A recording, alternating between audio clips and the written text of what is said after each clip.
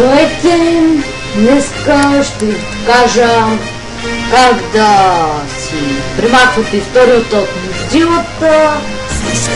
Някои от вас може би знаят, ама много трудно. Чай, езика ми са много от вас може би знаят.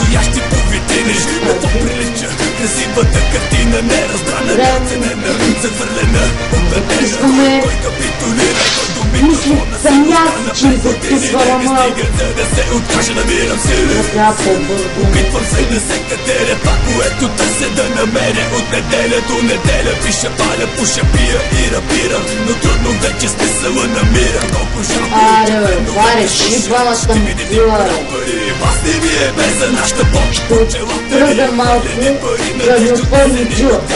Заробени играчи от интернет палачи, да ме плюят, да ме спъват, няма да ме съборят и огънат, защото воля да не спира да говори. Нека бъда страхове, да леча вярата в теб. Сега стаи, отворим джилата.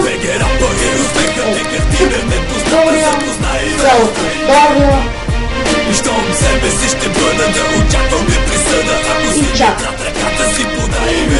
Днес януари, така, което не искате, И нека да може да бъде големи герои, добри година, нека рап да има ритире, артисти, менеджери, продуценти и пияри, сцената ни прави музикални машини, великани, хубни, шибани, чучета, закопани, според говорене, стерът работи, треги, убийни, от бопаци, мани, по дискотеките, ключеца, братята рапират по мазите, докато чудата мервувани, сестрите, срутена морална система, балкански дух или разум, каква дилема, но не мога да избягам, залагам отново на усилия да го дополагам, не пада по гръб, за да ме се налага, после да се изправя, не прощава тогава, когато глупака протегне крака и започне да чака ухилен, доволен от себе си да види шокер на земята, но поставям я играта, такава си е, конкуренцията ражда победители, брате, обаче хиляди артисти още победители, брате, обаче хиляди артисти още толкова фалшиви писти, всеки записва,